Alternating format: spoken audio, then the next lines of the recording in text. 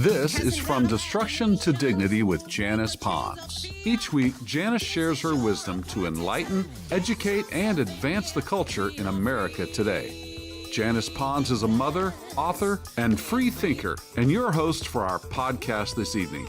Now let's join your host, Janice Pons. Greetings, greetings, greetings. Come on in. Welcome, welcome, welcome. My name is Janice Pons. I am the host on this podcast, From Destruction to Dignity, Clinical Perspective, Spiritual Truths. Tonight, we're going to continue on our path together as we're just talking about things. I call it, we need to just talk out loud. We need to hear what we're thinking. And that's what I do on here. It's going from destruction to dignity, clinical perspective, spiritual truths. We're going to continue to pray for, lift up, support the 265,900,000. That's a lot of people, working Americans who were living paycheck to paycheck, barely making ends meet last year. Things are turning around. I'm so excited about that. The port of Tulsa in Inola being the largest aluminum plant in the nation. People starting at $80,000 a year. That's a significant sign of things turning around in our nation. The ones living paycheck to paycheck. Can you imagine two people in a household making that? Isn't that wonderful? Down in Houston, Texas. Yes, down there. Billions of dollars. I think Apple's gonna, they're investing $500 billion to start. So when Hakeem Jeffries said that the economy is President Trump is making a mess. It's not true. It's not true. So we're grateful for all of these things, and we're believing that things are going to continue to move forward as we go in a totally different direction. The majority of citizens, we spoke loud and clear. We said, listen, we want to go in another direction, and we had that election, and we are moving forward. We out the gate running. I've repeatedly asked who needs to be in charge. We know who is, and he doesn't mind saying he is. Tonight, we're going to examine some things that have generated a lot of discussion in our nation. Why the truth matters. Why does the truth matter? The dynamics that this create ties in with our clinical perspective because we're hearing so much stuff. The power of being informed. If you're not informed, you're not just like, it amazes me, and I'm going to dovetail into the specifics of how I'm going to dissect a specific flow in this nation that I saw people just tripping out about. We'll go there. We're going somewhere, and it's expecting us when we get there. Come and go with me. All right, remember, I'm always saying that, and here we go. Let me help some of y'all out at this point. I want to lovingly and respectfully encourage all of my fellow Americans, all of my brothers and sisters in Christ, all of those that don't even like me. I love you, respect you, and you can't do anything about it. You just have to decide if you're going to accept it. That's your choice, not mine. I've already made mine, okay? That's how it is. That's how I flow. I want to lovingly and respectfully encourage everybody to just relax. If you're anxious, I respectfully suggest that you go take a brisk walk and pray. Some people are getting warped up and wrapped up in a wad over false information.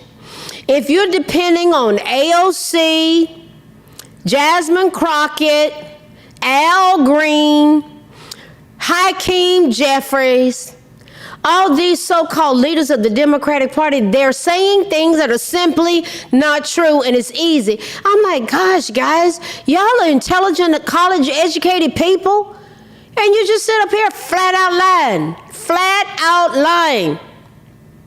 So if you're dependent on them to lead you, you will be sorely deceived. We're surrounded by people who are enthralled with sheer ignorance. Now, what does ignorant mean? It means lacking knowledge in a particular area or matter. Now, stick with me here. I graduated from a historical black college and university, HBCU.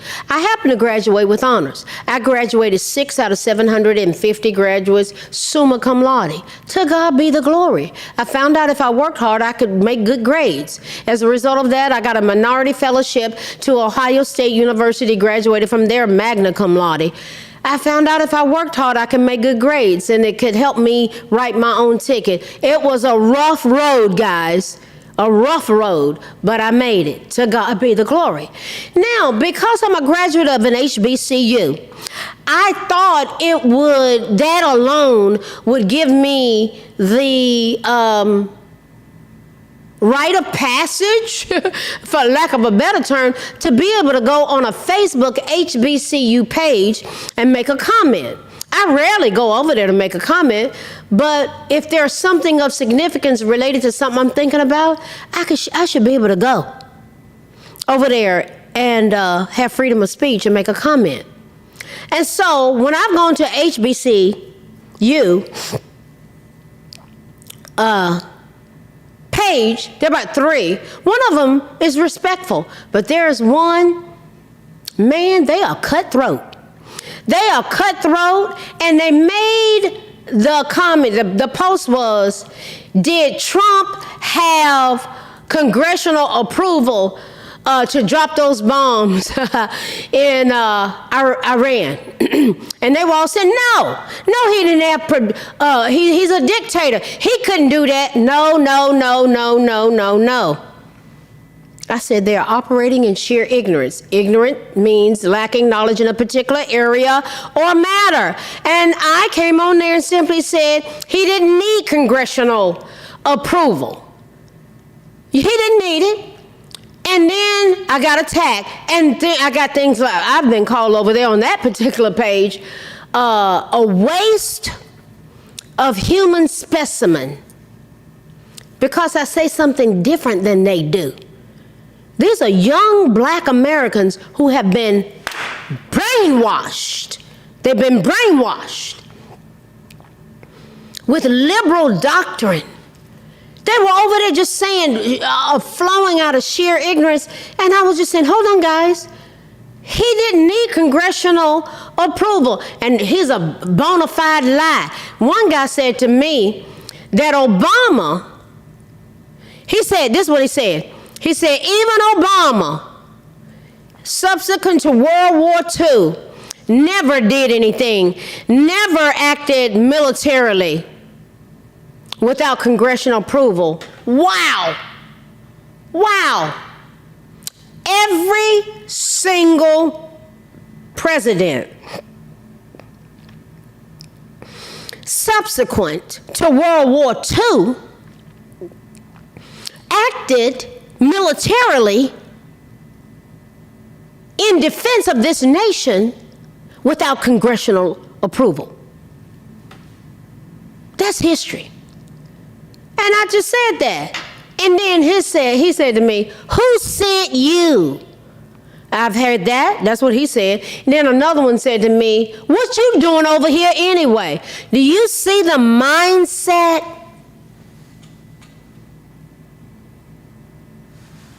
of how they think I'm supposed to think just like them? See, that's a bona fide example of what God told me is the collective black pathology. All black people are supposed to think alike. You have to think like us. Oh, wow. I'm going to leave it there. Listen, and you know, that may be symbolic. The flag fell down. That's all right. Because it's just showing where are we? What are you talking about? I'm glad it fell. Somebody say, that's a gap, but hey, baby, it fell because it's symbolic. That in my nation, in this nation, on an HBCU page, I can't even say something that's true without them saying that they call me vile names. They were hateful. They couldn't even be respectful to me. My picture on Facebook looks younger than I am. I happen to be 68. I'm closer to 70 than I am to 60. But they are so disrespectful. They're vile. They're mean. They're vicious. They're disrespectful. And they wonder why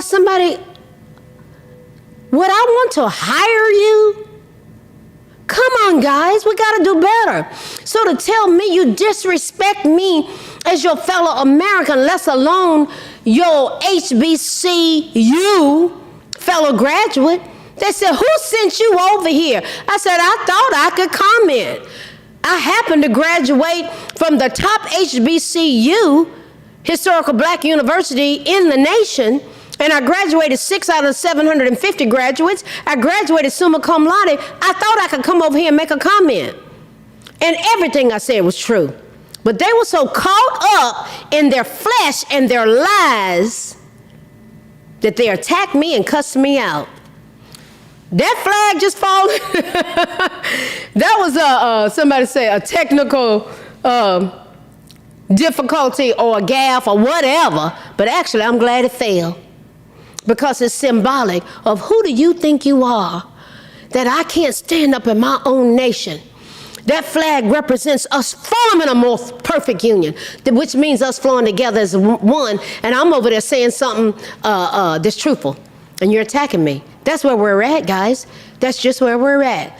So who sent me? God did.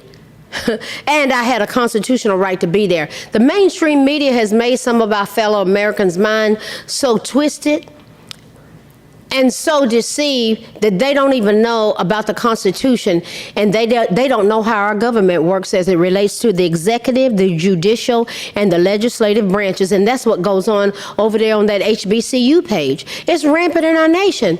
In the Holocaust Museum in Washington, D.C., there's a display that blew me away that talks about the tools of persuasion that dupe millions of people. And this is how it worked. Nazi propaganda drew its power from the government's absolute control over the flow of information. All news media were censored by Joseph Goebbels' propaganda ministry. Freedom of speech was ruthlessly suppressed beginning on September 1st, 1939. Germans who listened to uncensored information on foreign radio broadcasts risk severe punishment. Is that what goes on now? Is that what goes on now? See, podcasts, you got influencers like me and other people. We do research. We don't go for the censorship on some social media platforms and on CNN and all these. I don't even look at Fox per se. I listen to speeches for myself. That's what I do. Oh yeah, it's a mess. And then if you go on and even look at constitutionally, what is the case? You get the treatment that I get when I go on the HBCU page. It's horrible. But I'm tough. That kind of stuff, I take on the challenge. So you see what was in the Holocaust Museum. This is the dynamic of what Hitler did. So they had endless rallies. They had parades, they had speeches, they had rituals, they had sham elections. These were all tools of public persuasion, where the Germans were expected to participate in hundreds of Nazi events. Those ceremonies reinforced a Nazi ideology among the faithful and helped to weed out the disobedient. Goebbels also exploited the latest techniques of film and radio to communicate Nazi achievements. The government made inexpensive radios called people's receivers.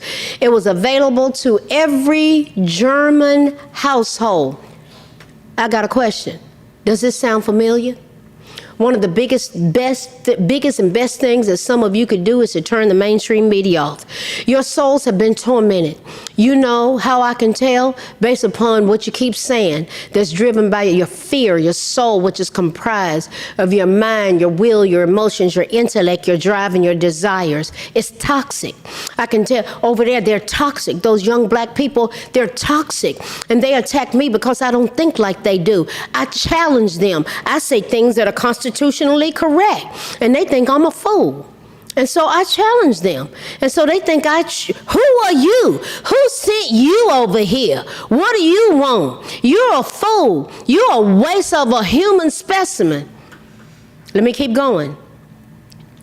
Just for your information, I doubt if the mainstream media will tell you this. The U.S. Constitution grants Congress the power to declare war. That's Article 1, Section 8.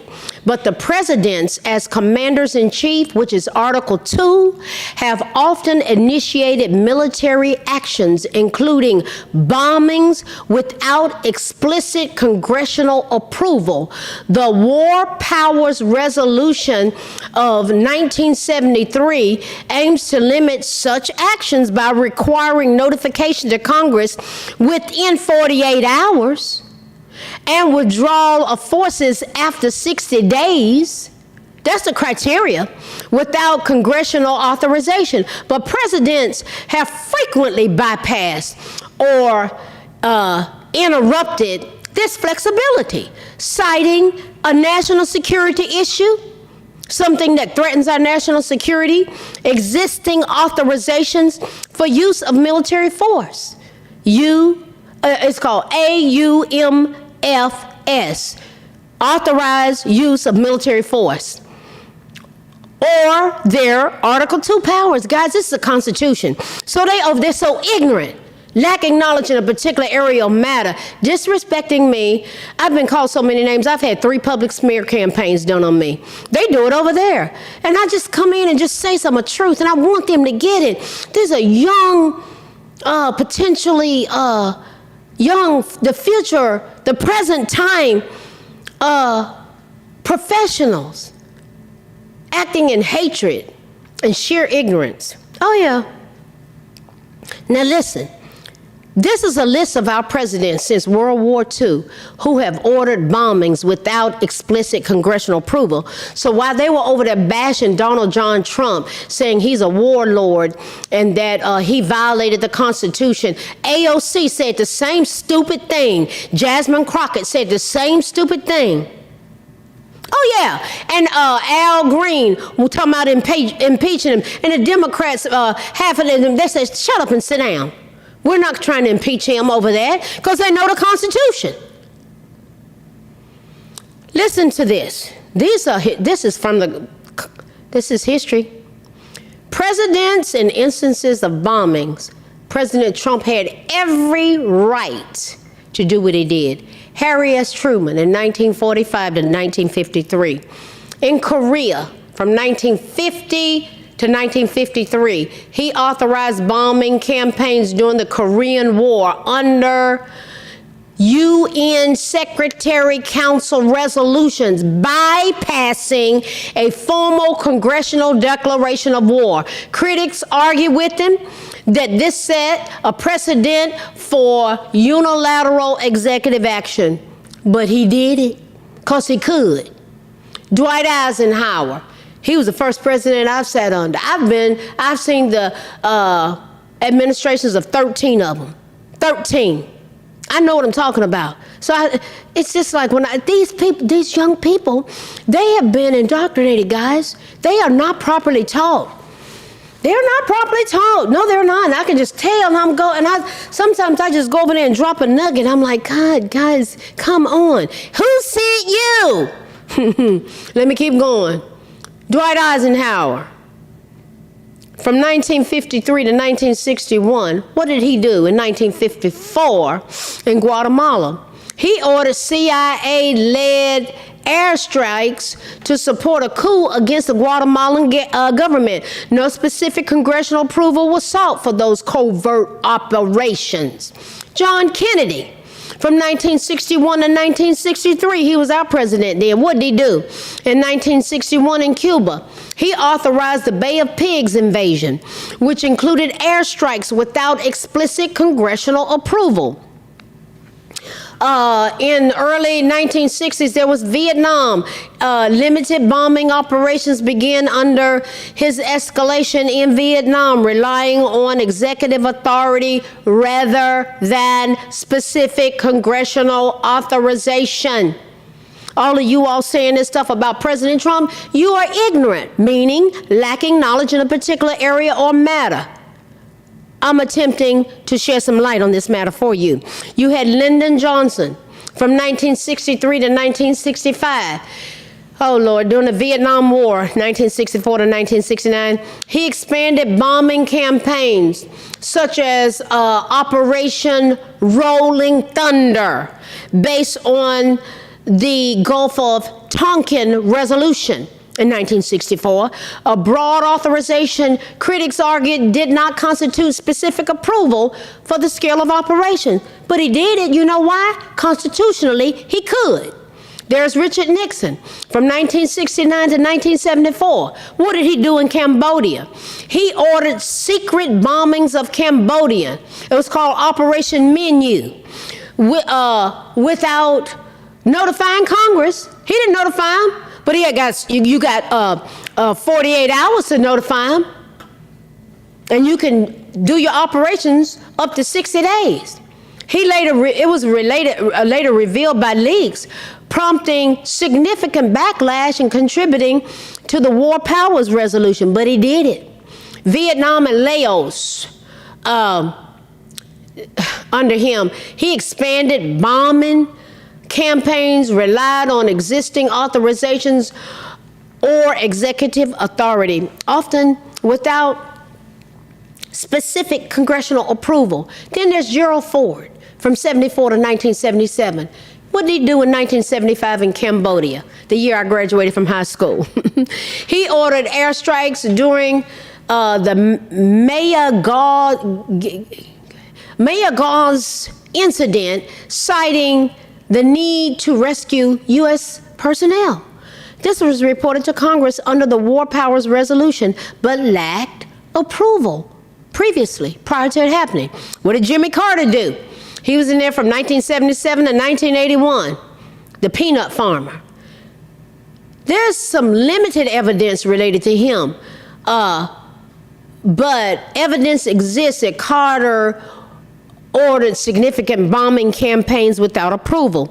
Some sources suggest he avoided large-scale airstrikes, but he did some small-scale operations that occurred under executive authority. Then we had Ronald Reagan from 81 to 1989. What did he do in Libya in 1986? He ordered airstrikes on Libya, Operation El Dorado Canyon, in response to terrorist attacks, citing self-defense under Article 2 powers without seeking congressional approval. Oh, but Trump, he violated the Constitution. Trump, he's the warlord. Trump didn't have permission. Trump didn't need permission.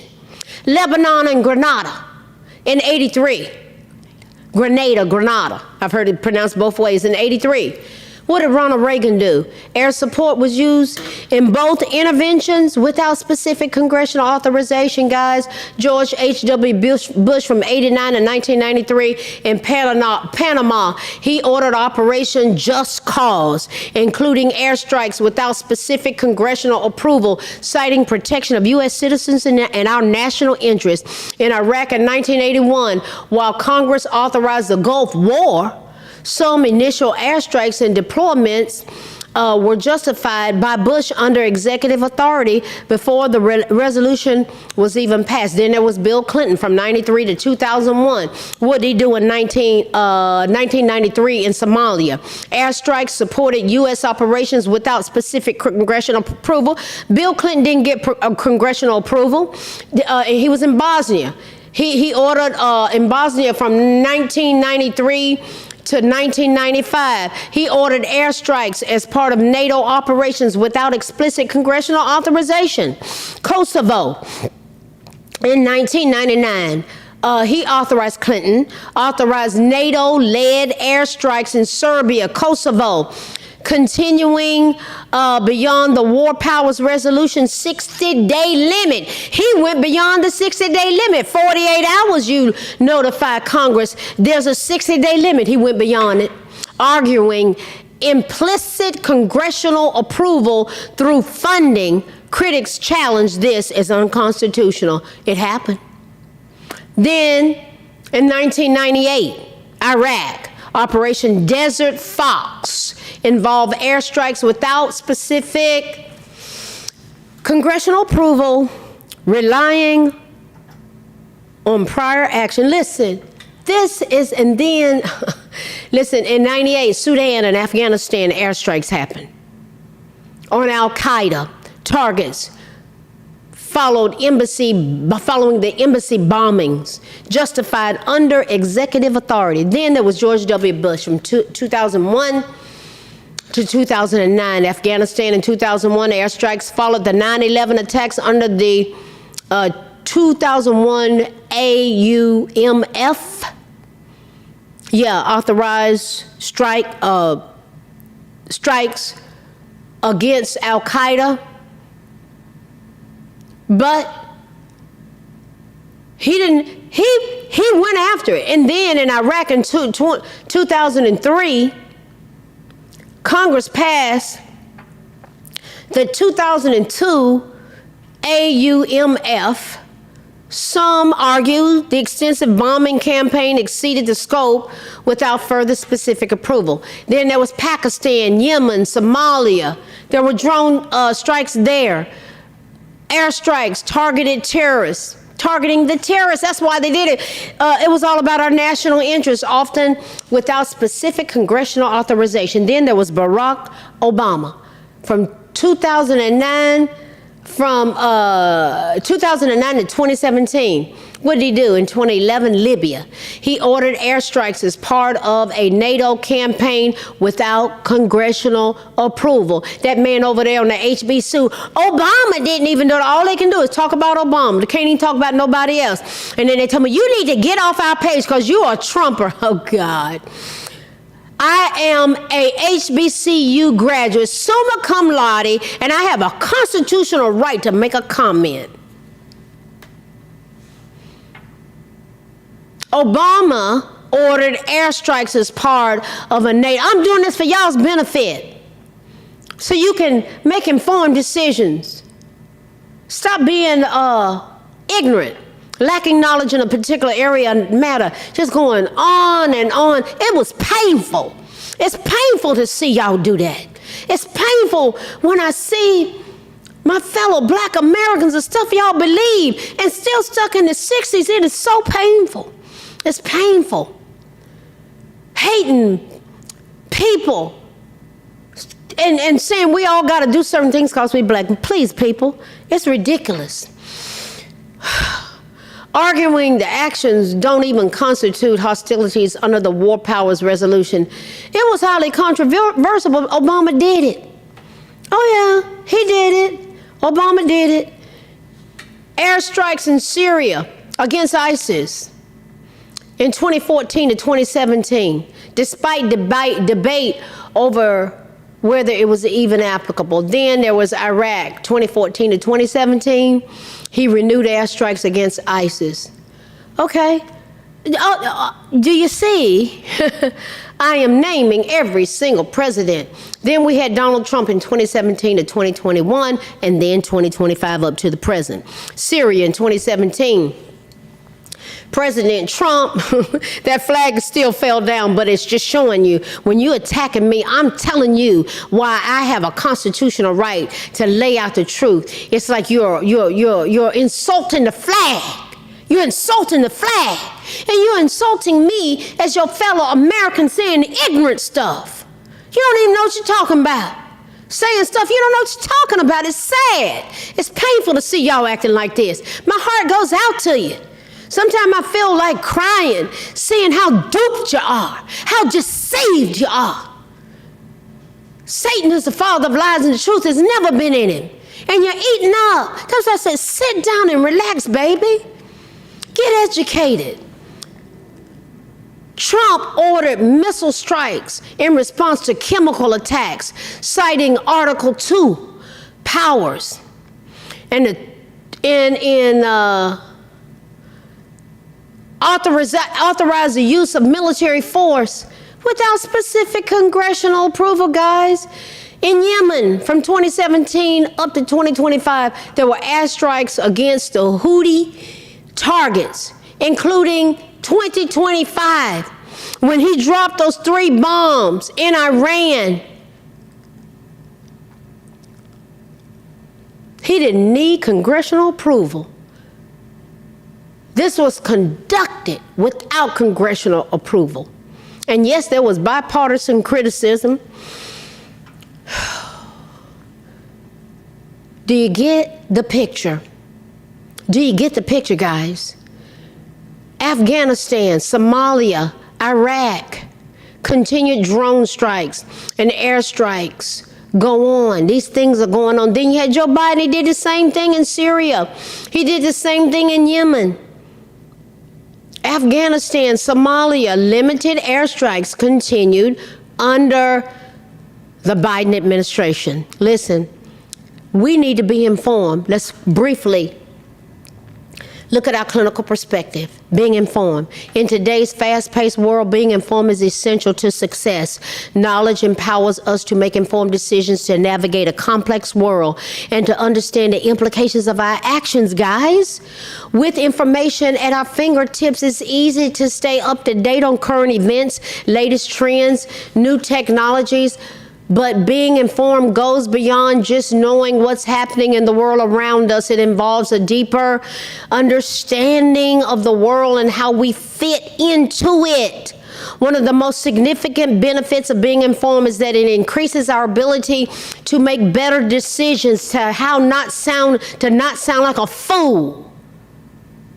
When we have all the information that we need, we can make informed decisions and be more likely to participate in positive outcomes. We're better equipped to identify risk and opportunities when what? We're informed. We can have intelligent conversations. We can evaluate options and choose the best course of action, whether we're making personal decisions, whether it's about our health, our finances, relationships, business decisions that affect your organization, affect your church, affect your family, affect your stakeholders. We can make right choices. We can be involved in conversations and interactions, even on social media, in intelligent, respectful ways, understanding the world and the challenges it faces.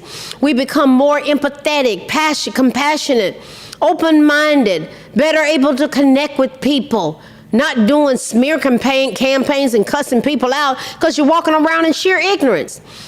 This kind of knowledge can lead to personal growth, guys. Come on, precious people, you precious HBCU students. My God, it's painful to see y'all act like you do and treat me like I'm your enemy. You don't even have respect for your elders. You don't have respect. You don't have respect for your elders. It's sad. It's very sad. And you think that Donald Trump is your problem. You think some of y'all think the white man is your problem. You're your own worst enemy. I said it. I'm not taking it back. I said it based on your behavior. Stop it. Stop it. God has called us to a higher place. Yeah, I'm your elder. And you disrespect me. It's not right. We have to be informed to make crucial decisions, to have personal growth and development by learning about different subjects. And we come to the table informed. The more we know about this world, the more confident and self-assured that we become. We become engaged in meaningful conversations. We come to the table informed. We come to the table as peacemakers, guys. That's us. We can be entrepreneurs. We don't tear each other down. I want y'all to be successful. I'm getting older now. I'm older. I want to empower you all. And we teach our children. Y'all are not being good examples. You got to show people how to have respectful engagements. In conclusion, being informed is essential to success in all aspects of life. It enables us to make informed decisions, develop a broader perspective, to act professionally and make positive contributions to our communities in the world. By staying informed, we can achieve our goals, overcome challenges, and make a difference in this world. What have we looked at tonight? Truth matters. I laid out the Constitution, and the flag fell down. I love it. It fell down. But it represented what was going on What is going on in our nation? Well, you over there bashing me as an older black American of older HBCU, historical black college and university graduate with honors, and you treat me with disrespect because I simply said the truth. And you've been lied to. Wake up! Wake up, baby! Truth matters. And the power of being informed will change your life, and we can change this nation. Don't tell me we can't. Listen, what have we talked about tonight? Truth matters, and the power of being informed. Listen, keep showing up. I love y'all. I love you. Somebody got to tell the truth. Somebody got to step up. You know, hey, sometimes the truth is, it can have a tough presentation, but it'll make you come to the table, being open-minded, being respectful, listening to each other. I'll never disrespect you. And you go back and you look at my responses, I always said, I respectfully submit. I respectfully suggest. I'm very careful how I interact with you all. Oh yeah, I will always be. I'm going to be an example. As we come together, forming a more perfect union. In the Constitutional Republic of the United States of America, I love y'all. I do. I really do. Yeah, as we go together from destruction. See, the way you all interact is destructive. It's mean. It's demonic. And you need to stop it. You embrace respect. You embrace honor. You embrace engagement, guys. That's what iron sharpening iron. As we go together from destruction to dignity, clinical perspectives, strategy, skills, and tools. Clinical perspectives, spiritual truth. I pray that the eyes of your understanding would be enlightened, that you know the hope of God's calling for every area of your life. Greater is God who's in you than he that is in this world. The enemy of your soul wants to destroy some of y'all. And when you walk around and being disrespectful to your elderly, God is not pleased. And he speaks about it real clearly in his word. Wake up and do something different. I'll see y'all next week. I love y'all. Oh yeah, I'm going to tell the truth. I've messed around and got older, and I earned the right to do it. God bless you. I'll see you later. God bless you. See ya. Good night. Thanks for listening to this week's episode of From Destruction to Dignity with Janice Pons. Janice's mission is to provoke thought, bring awareness, and point people towards intervention when needed. As a reminder, this show is not therapy, but for educational purposes only. For more information, check out JanicePons.com or follow her on social media. We are one power, strength is ours, liberty, been set free, education, affirmation, dedication, information, revelation.